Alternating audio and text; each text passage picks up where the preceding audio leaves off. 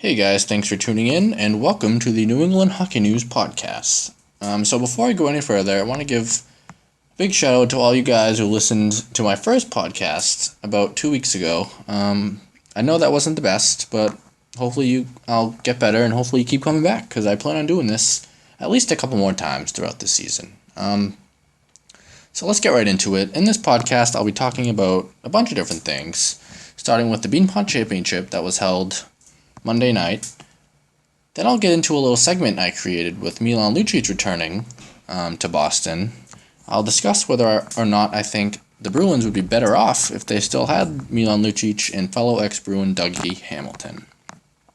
Then I'll end it with probably the most popular topic surrounding the Bruins nowadays is the never-ending Loui Eriksson rumors, and I'll also talk about what I think the Bruins should be targeting and what their approach should be entering the February 29th NHL Trade Deadline. So, if any of you guys read my first Beanpot prediction post, I said I was going to do another one this week, but it never happened. I had a bunch of things on my plate on Monday, so I never got the chance to do it. But if any of you guys want to know, I obviously had BC winning the whole thing, but for the consolation game, I favored Harvard over Northeastern. But that actually didn't happen. Northeastern beat Harvard 5-1 and got third place. But for the championship, I had a few takeaways from that game. Obviously, BC went to nothing in overtime off the Alex Tuck, I think that's how you pronounce it, goal. Back and forth affair. Very interesting game. Probably the most memorable aspect had nothing to do with hockey, and that was the lights at TD Garden going out for whatever reason that caused almost a half an hour delay. But nevertheless, the game resumed and play was back on. But my three takeaways from that game were quite interesting, I guess you could say. So, my first takeaway was that with the lights being out, Nesson had to fill in the time with announcers talking, and it started off with Tom Caron and Andy Brickley, but then they switched over to Lisa Hillary, Don Toot Cahoon, and Mike Morrison, I think was the other guy's name, but they would also sprinkle in some talk from Nicky Reyes. And after listening to them blabber on for almost a half hour, I realized how much I despise Lisa Hillary and Nicky Reyes. Now, I understand they're trying to do their job. I'm a fellow journalist. I understand it's not the easiest thing to do, but, first I'll start with Lisa Hillary. I noticed this last week. She doesn't really seem to know what she's talking about. She misread a couple stats last week and misread a couple situations Monday night. And it got on my nerves the more she did it, and it just didn't seem like she had any idea what she was talking about, but played it off like she did. And I know that's what most journalists do, but it bugs me when people that have no idea what they're talking about have a nice job like that and just kind of wing it. But she wasn't the worst one. Nicky Reyes was the on-ice reporter, I guess you could call it, but in stoppages of play, coming back from commercial, she would give little 15-second blurbs of information, and it seemed like every single time she couldn't speak. Like, it was hard for her to say the words that she was supposed to say, and it was painful to listen to. I know I'm not one to talk about something like that, but she was worse. That's pretty sad, because, just listen to me. But anyway, yeah, I did not care for the combination of Lisa Hillary or Nicky Reyes at all. I really hope Nicky Reyes doesn't do any more in Bruins games, because I like Sarah Davis a lot better. She seems more knowledgeable, even if she isn't. She just seemed like she knows what she's talking about, and that's all I really want. Just someone who tries, who knows a little something about hockey and doesn't boast and play it off like she thinks she does know everything. just going back to this real quick. Nikki Reyes, after the game, interviewed Sean McGuire, the BU goaltender, and she basically asked him, like, something along the lines of, well, how are you going to feel, Sean, after such a great performance? And he flat out told her, I feel terrible because we lost. And it was really a stupid question because this was this guy's senior year, his last Beanpot chance. He didn't play last year because he was hurt. This was his first start, I believe, in the Beanpot. Don't quote me on that, but I mean, it was just a stupid question. Like, she was all happy and cheerful, and she asked this kid who's clearly upset, like, oh, how you feeling, Sean? And he just told her, I feel terrible, and I don't blame him for saying that because it was a dumb question. But anyway, let's just move on to the actual game. So the other announcers, TC and Brickley, were spending a great deal of time talking about Sean McGuire. Every time he made a save, they seemed to gush over him. You know, he's having a great game, yada yada. But I actually thought BC goaltender Thatcher Demko had a much better game. Granted, he didn't have to make as many saves because I think BC's just a better team overall. But the saves he did make were pretty impressive. And the fact that he got ran into 2 or 3 times by arguably one of the biggest kids in college hockey, Jordan Greenway, who's a freshman at BU. I think he's something like 6'5", 215, something around there. But, I mean, he got his bell rung a few times, and he came back better, it seemed like, after every time he had to shake it off. But I just think we're so used to seeing him do well that it's just getting overlooked how good he's playing. I mean, Brickley kind of went over it at the beginning when he made a nice save on a 2-on-1, but after that it was more about McGuire. So I want to give Demko some love. I thought he had a really good game. Basically won the game for BC, because leading into my next point, I realized that nobody could handle or catch the puck. It seemed like every pass that was made, no one could handle it cleanly. Every shot that they attempted was either off the shin pads of the opposing player or missed the net. It was not a clean game. And speaking of not clean games, I am currently watching the Bruins right now, and they're getting shellacked by the Kings. But anyway, I'll have a written recap of that sometime in the next couple days. But anyway, back to the Beanpot. Yeah, it was just weird to see. I thought it would be a much cleaner game. I thought there would be more scoring. I didn't think it would be a 1-0 game. And it just seemed like everyone was trying to do too many plays, too many plays, go in between the legs, be fancy. It seemed like they were trying to do too much, and I didn't think I would see that. So yeah, I just thought it would be a cleaner game. No one could really handle the puck, and thank God Alex Took ended it for BC, because I wasn't going to be able to watch it much longer. It was, not to mention the half-hour delay with the lights out, but yeah, it was just a lot longer than it should have been. Not the cleanest game, but still entertaining. I think the goalies were the big stars of that game. Obviously, Demko I liked. McGuire was good too, but I think Demko was the better goaltender. So now moving into my next segment.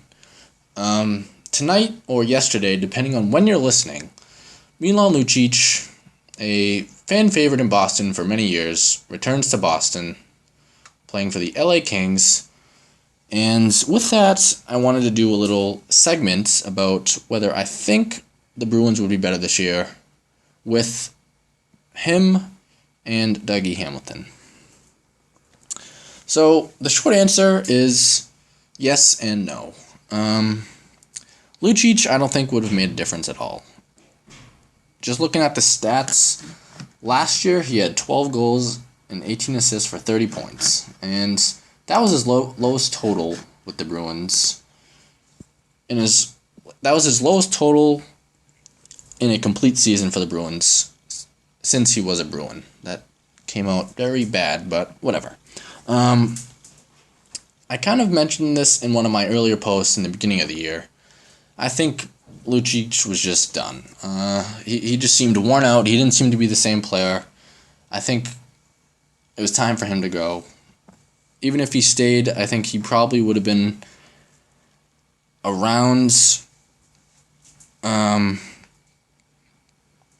I messed that up actually. This year he has 12 goals, 18 assists for 30 points. Last year he had 18 goals and 26 assists for 44 points. Sorry about that. But anyway, point is, I don't think he would have made a difference. I think he was just going through the motions at some points, not really putting in a good effort, getting away from what his strengths were, which were hitting, being a physical force. So yeah, I don't think the Bruins would have benefited from keeping him. Chara almost just scored on his own net, so that's a little update about the Kings and Bruins game. That's something I got to get into, but not tonight. Too much stuff to go over. So anyway, I'll recap what I mistakenly said before. Last year, Lucic had 12 goals, 18 assists, and 30 points. And I think that was one of his lowest point totals in a Bruin uniform. In the 2011 and 2012 seasons, he had back-to-back 60-point seasons, which were his highest of his career. And ever since then, he's just been a steady decline. For a number of reasons, I think he just wasn't that type of player. I don't think he was the guy to put up 60 points. I think he just had a couple good years on some good teams. And I think expectations were a little too high for a guy that really isn't that type of player. So, long story short, I think the Bruins made the right move trading Milan Lucic. Now, Dougie Hamilton is a different story. Even though he's not having the greatest year out in Calgary right now, I would feel a lot better about the Bruins defense. Let's see if I can get this right. This year, he has 7 goals, 14 assists for 21 points. And right now, if he was in a Bruin uniform, with those stats, he would be the third highest defenseman in points. And he would probably have more, I'm thinking, because he would be familiar with the system. But I think Dougie would be much needed for this Bruins defensive corps.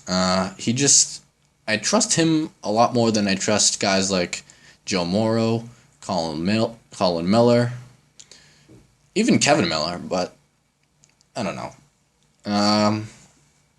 And Zach Trotman. I think Dougie Hamilton is better than all 4 of those guys. But, again, as I mentioned in one of my earlier posts, it came down to money, and the Bruins just didn't feel like he was worth the money, so they got rid of him. Again, don't understand it, but I won't get into that. That's a whole nother thing.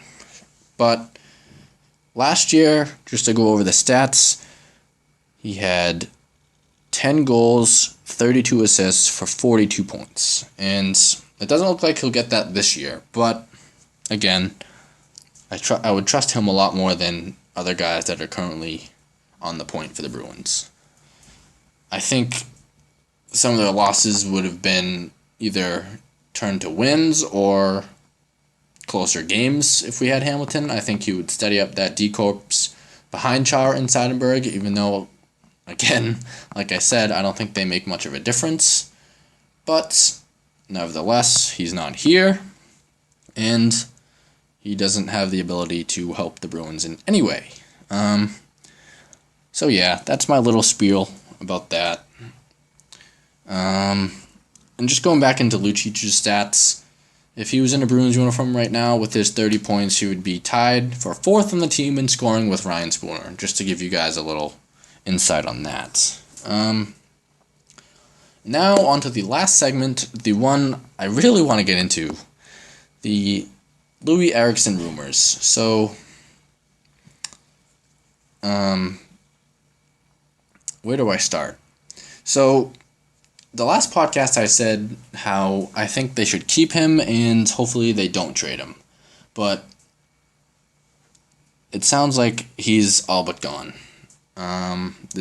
It just seems, from what I've read and heard from Joe Haggerty, Ty Anderson of Hockey Buzz, a bunch of other sources, it just doesn't seem like it's in the mix for him to stay. I think it's more of the money that's the problem. I don't think it's the years. I think he wants around $6 million a year and 6 years, which I think is way too much. But from his point of view, he's 30, 31 years old, wanting some security, and I understand that, but I don't think he's a fit if he wants that type of contract here in Boston. So, the first thing I want to get into is the whole Dennis Wideman rumor and incident. So if you don't know, Wideman was suspended 20 games, I believe, last week for laying out a linesman in a game a couple weeks ago. I'm not sure the exact date on that. But from what I read, it sounded like the Bruins were interested in bringing Wideman back if his suspension was less than 20 games or 5 games or less. And by the way, some people are upset with that suspension. I think it's totally fine. I mean, it says it right in the rules. If you make any sort of intentional contact with the ref, automatic 20 games. And I'm sorry, whether or not he was dinged up or what, he had some sense there was someone in front of him. And whether or not it was a player or a referee, he was nowhere near the play, and he decked him no matter what. So, no problem with that suspension. But getting back into the topic, the Bruins seem to have targeted him for a return to Boston as a part of a Loui Eriksson deal. Now, my ideal trade for Loui Eriksson would be a young, experienced defenseman that can help the Bruins this season, but also be a stalwart for who knows how many years. I don't think Wideman fits that category. He's 35, 36. He's really nothing special in anything. I mean, he should probably be the second or third best defenseman if he was brought back, but he's not the type of defenseman the Bruins need. I think they need guys that are much younger and can last for at least double of what Wideman would last regarding his age. So yeah, that's the Wideman thing.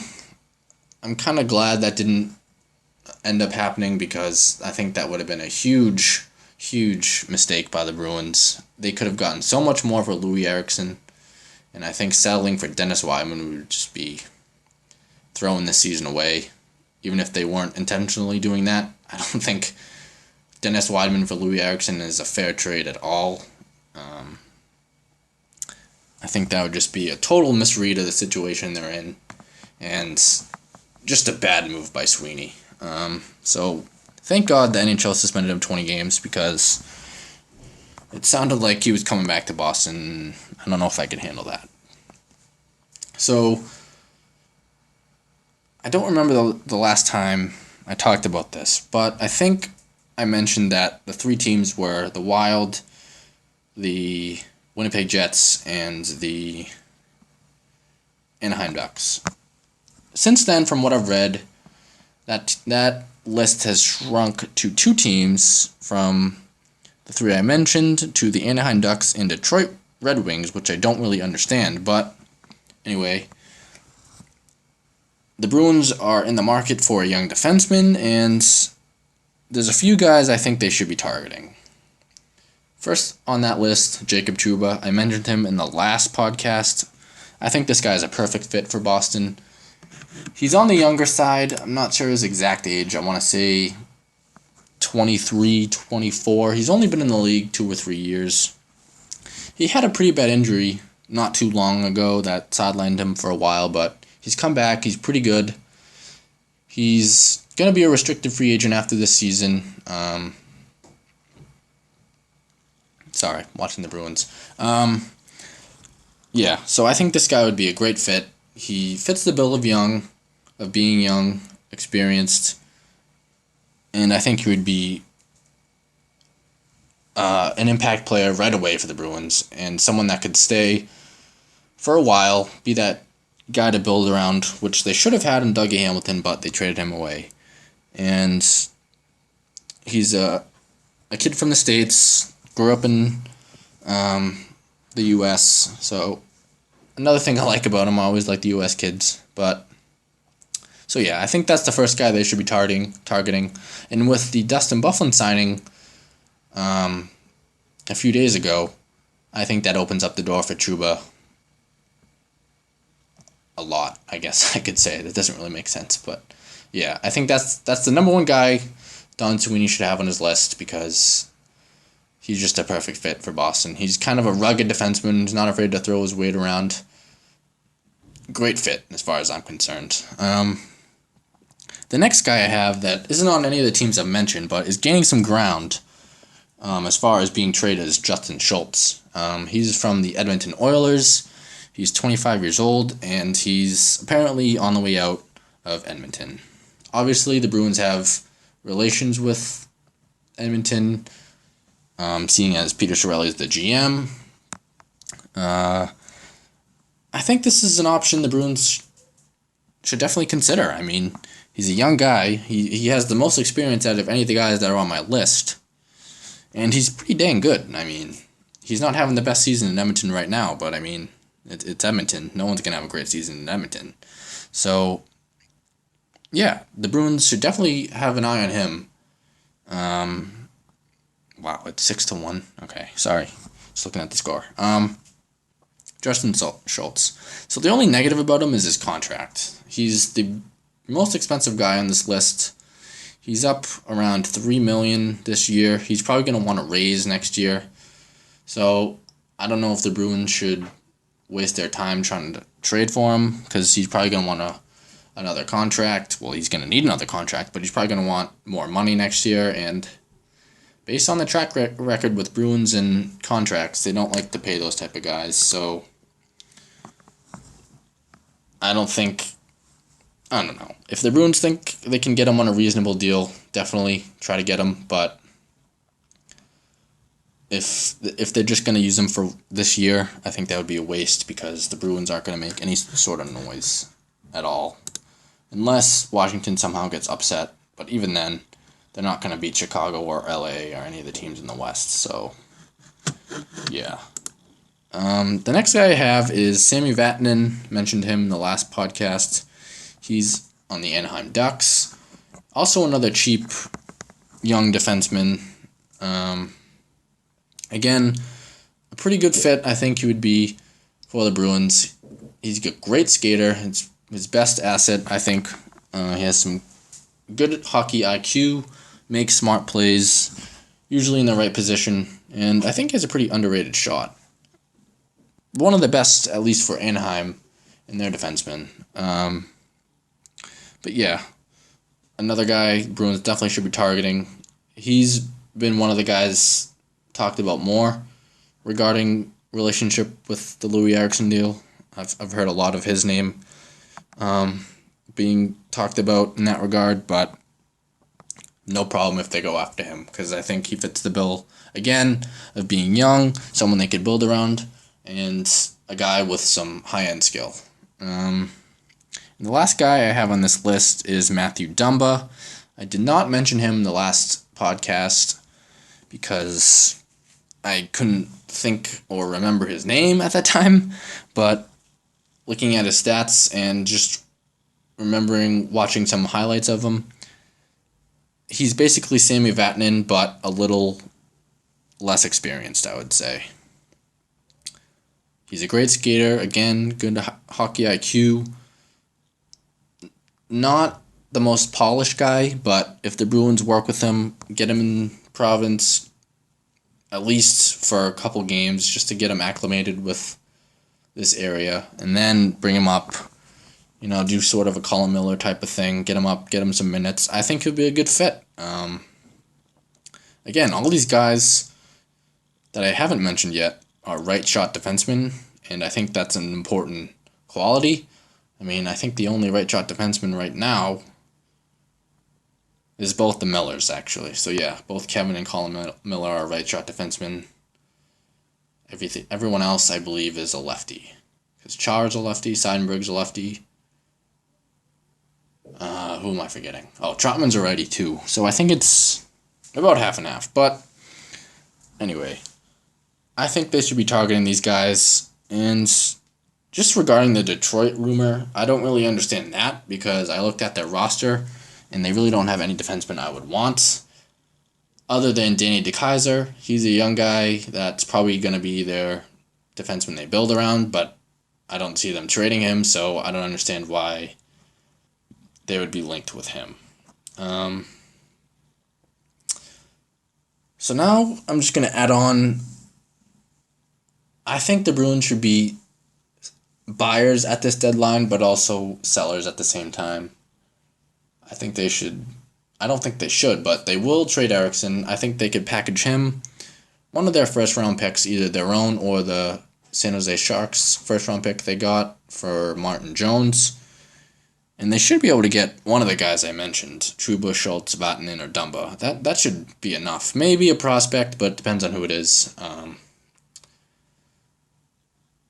If they would sell anyone, I think they should sell either Chara or Seidenberg. I mean, I wrote about it. I've said it, I'm pretty sure, in the last podcast. If they wait too much longer, they're either going to lose them free agency or they're just going to retire and get nothing for them. I think. And Chara has been talked about a lot recently by local media, and I'm kind of happy about it because I've seen this for a few years now, but people are just starting to see it now, apparently, but Chara's just not good anymore. I mean, he's played way too many more minutes than he should have these last couple of years. He's just out of gas. I mean, it's not really his fault. I mean, he's 38 years old, and he's playing almost half the game. That's just not gonna work out well for anyone, in that sense. But I think they can get something for Chara, a decent pick at least. In Seidenberg, he's 35 or 36, I think. They probably could get a little more valuable return as far as trading him, but you just got to look at the big picture, I think. Listening to local media and some sports shows like Felger and Maz and CSNNE and stuff like that, I think the Bruins should do whatever they can to somewhat help them this season, but like I said, I don't think they're going to make a dent in the postseason if they even get in, which right now they're on the bubble, but they're getting killed to the Kings right now.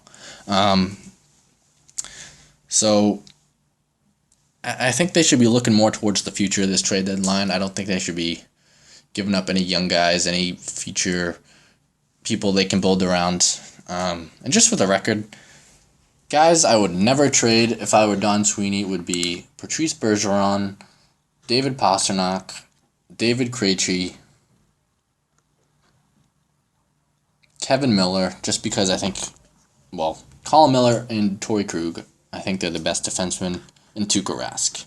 Personally, I don't understand why people are in favor of trading Tuukka Rask, other than tonight, which he got pulled, but he's been their best player, I think. No question about it. It just doesn't make sense to me to trade him, at all. Even a little bit. Yeah, I can't stress this enough. I mean, with Subban going down with the throat injury, you really can't trade him at this point. He's their whole team. He's going to lead them. If anyone is, it seems like. But, yeah. So, going back to my topic here. So, I think, like I said, they should sell either Chara or Steinberg. And some forwards that I think they should target are Sam Gagner and Chris Versteeg. So, for those of you who don't know, Sam Gagner, pretty skilled guy. He got his career started, I believe, in Edmonton. Pretty good there, but wasn't a fit, so they traded him. I can't think of the team he ended up in right now. But he's on the Flyers right now and having an okay year.